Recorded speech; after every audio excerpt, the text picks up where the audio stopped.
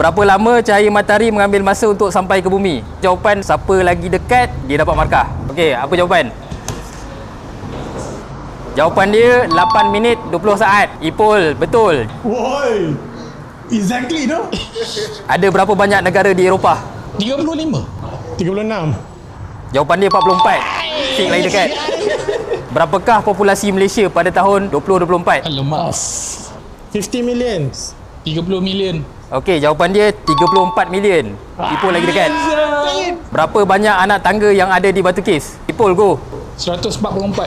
186. Okey, jawapan dia 272. Fik lagi dekat.